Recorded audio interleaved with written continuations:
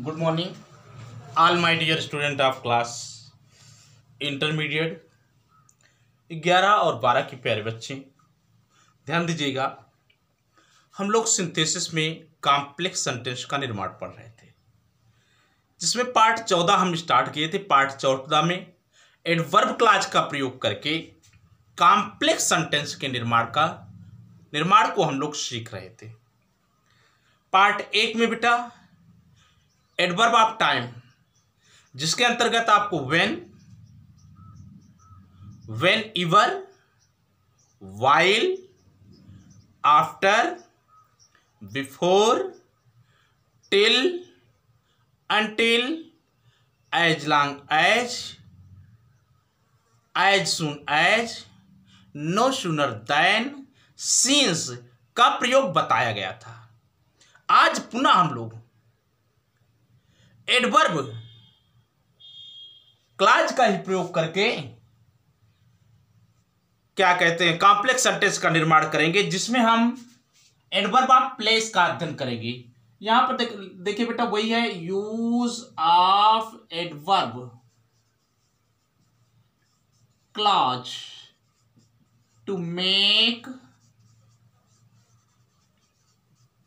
Complex sentence. यही है use of adverb clause to make complex sentence. Adverb clause का प्रयोग करके कॉम्प्लेक्स सेंटेंस का निर्माण करना है। तो बेटा एडवर्ब ऑफ प्लेस की अगर बात किया जाए तो स्थान को प्रदर्शित करने के लिए आपके पास दो कंजंक्शन है। एक है वेयर का अर्थ होता है जहां, और दूसरा वेयर एवर माने जहां जहां। बेटा यह एडवर्ब क्लॉज किसी प्रिंसिपल क्लॉज में आए हुए किसी वर्ब, एडजेक्टिव या एडवर्ब की विशेषता को प्रकट करता है। जैसे उदाहरण है Nehru went to many places. Nehru went to many places. He was welcomed everywhere.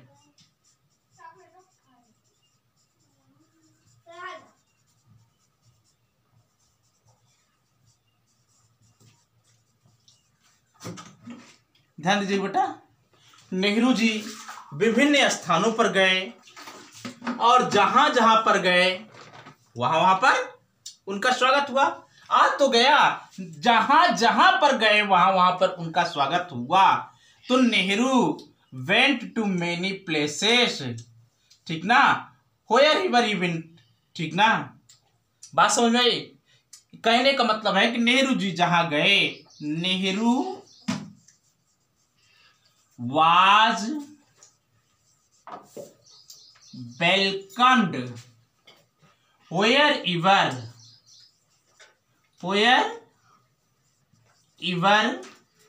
he went। Nehru was welcomed, Nehru ji का स्वागत किया गया। wherever जहां जहां he went वो गए। यहां पर बेटा नेहरू वेलकम्ड का प्रयोग वर्ब की विशेषता बतला रहा है। अगला उदाहरण लीजिए, ही लिव्स समवेयर। वह कहीं पर रहता है। आई do not know.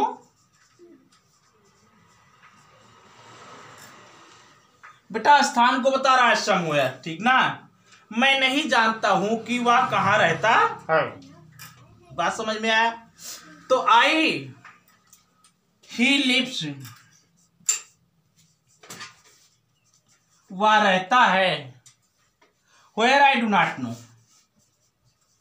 Where I do not know, जहां पर मैं नहीं जानता हूं। वह रहता है जहां पर मैं नहीं जानता हूं। बेटा इसके वर्ब की विशेषता को प्रकट कर रहा है। इस प्रकार से आप देख रहे हैं वेयर तथा वेयर एवर स्थान के लिए प्रयोग किए गए हैं। बात समझ में आई? तो अगर आप कहें तो आगे बढ़ा जाए। आप इसको नोट कर लीजिए बेटा, ताकि हम लोग आगे बढ़े। और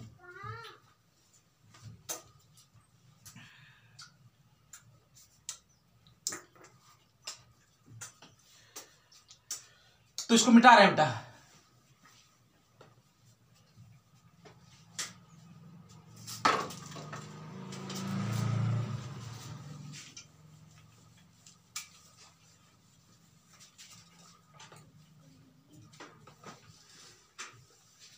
बेटा आपका अगला होगा adverb of reason, third.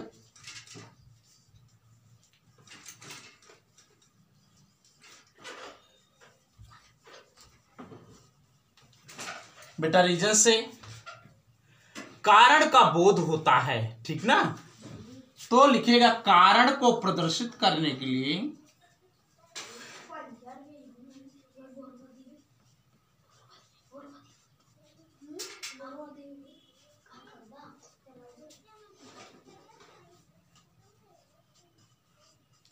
Conjunction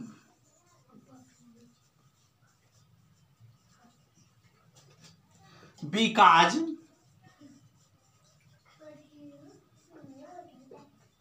since और एज का प्रयोग किया जाता है।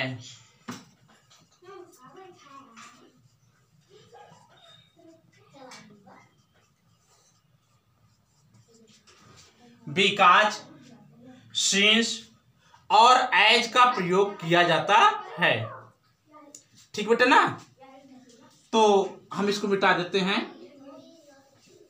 और देख लेते हैं बेटा। बिकॉज सिंस और एज, इन तीनों का मतलब होता है क्योंकि। क्या मतलब होता है? अर्थ, क्योंकि। जैसे कहा जाए he is weak, he is weak, I shall teach him.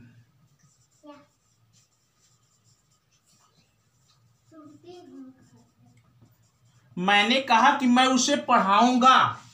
आपने कहा क्यों पढ़ाएंगे? मैंने कहा क्योंकि वो वीक है।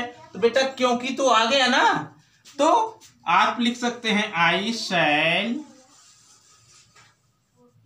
Teach him because he is weak, क्योंकि वो कमजोर है। आई शैल टीच हिम, मैं उसे पढ़ाऊंगा। बिकॉज ही इज वीक, क्योंकि वो कमजोर है।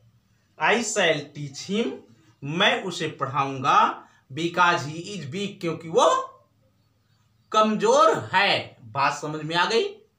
अब बेटा ध्यान ये रखना कि बिकॉज का प्रयोग, बिकॉज का प्रयोग वाक्य के बीच में किया जाता है।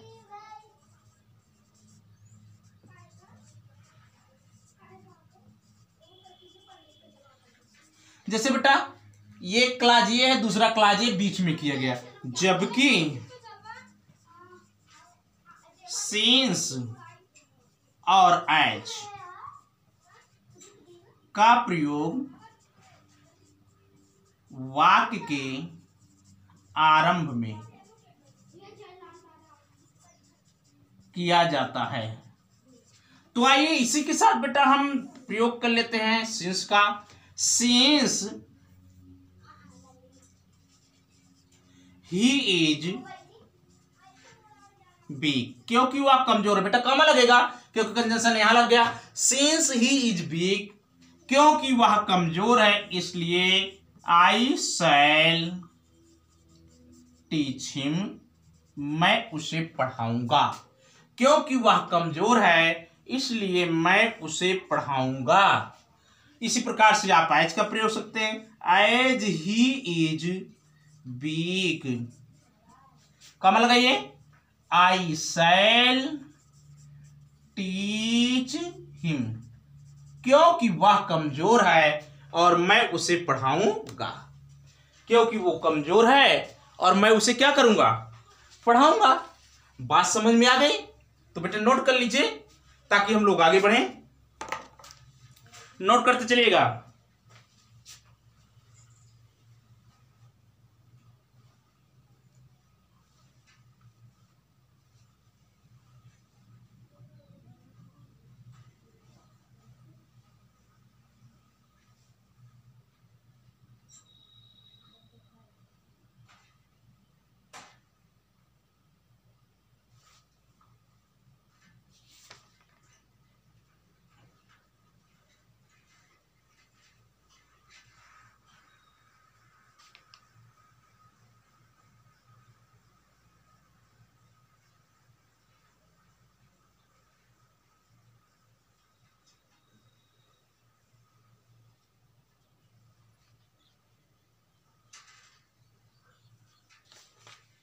चले भाई आगे, तो बेटा मिटा दें, नोट करते चलिएगा।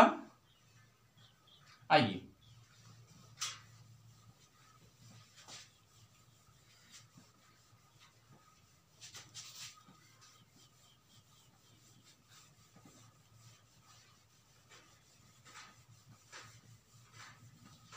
बेटा नंबर 4 डालिएगा, adverb of condition.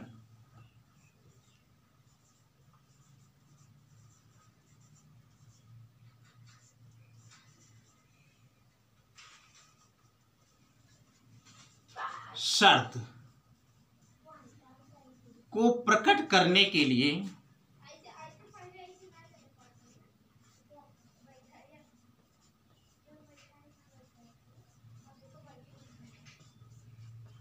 Conjunction if, unless, in case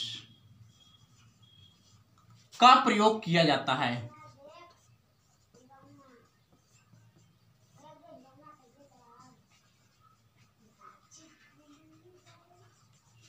if, unless, in case. बेटा इफ का अर्थ होता है यदि, अनलेस जब तक कि नहीं,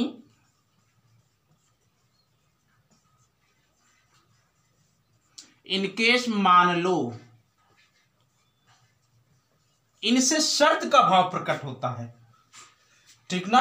अभी इनका प्रयोग हम लोग अच्छी तरीके से पढ़ेंगे सिंटैक्स में, आप परेशान मत होइएगा। तो उदाहरण देते हैं, जैसे do not work too much, do not work too much, you will lose your health, you will lose your, do not work too much, ज्यादा काम मत करो, तुम्हारा स्वास्थ्य बिगड़ जाएगा। तो बेटा हम एक ऐसे कह सकते हैं, यदि तुम ज्यादा काम करोगे तो तुम्हारा स्वास्थ्य बिगड़ जाएगा। If you work too much, यहां बेटा कामा लगेगा, योर या you will loss your health.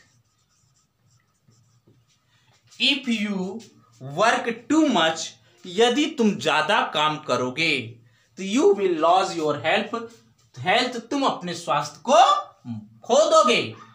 बात समझ में आ रही है क्या? ध्यान ये देना बेटा, कंडीशन ये है कि यदि इफ क्लॉज और ये आपका प्रिंसिपल क्लॉज, यदि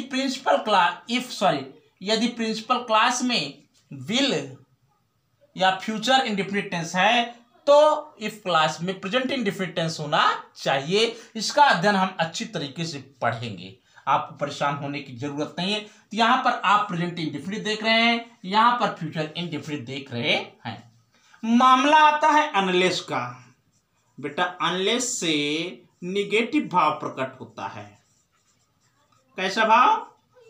निगेटिव भाव प्रकट होता है। अतः दूसरा क्लॉज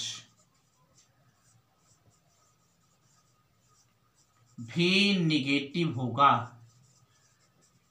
दूसरा क्लॉज भी निगेटिव होगा।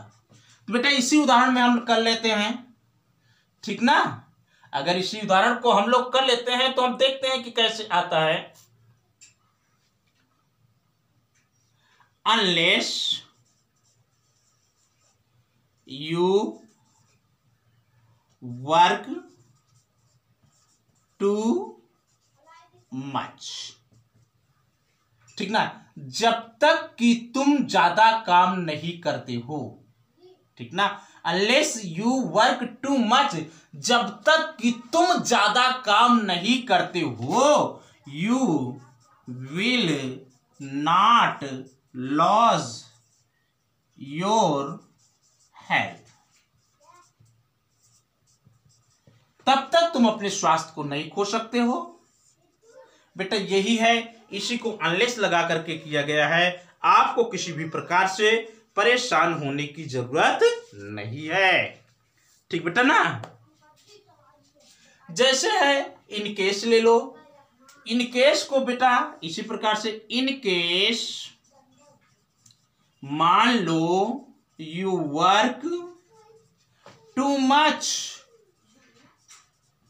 मान लो तुम ज्यादा काम करते हो तो you will loss your health. मान लो यदि तुम ज्यादा काम करते हो तो तुम अपने स्वास्थ्य को खो दोगे, तो तुम अपने स्वास्थ्य को बेटा खो दोगे। इस प्रकार से आप करते जाइए, आपको कहीं पर कोई दिक्कत नहीं होनी चाहिए। तो बेटा इसमें का शेष हम लेक्चर 14, ये बेटा आपका सॉरी पार्ट 14 है, ये पार्ट 14 है। और इस पार्ट 14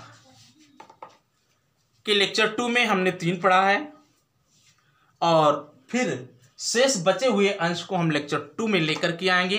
तब तक आप पढ़िए, मुस्कुराते रहिए बेटा। वीडियो पसंद आए तो लाइक जरूर करना। नए बच्चे मेरे channel learn English with Vijay sir को जरूर सब्सक्राइब करें। Thanks for watching the video.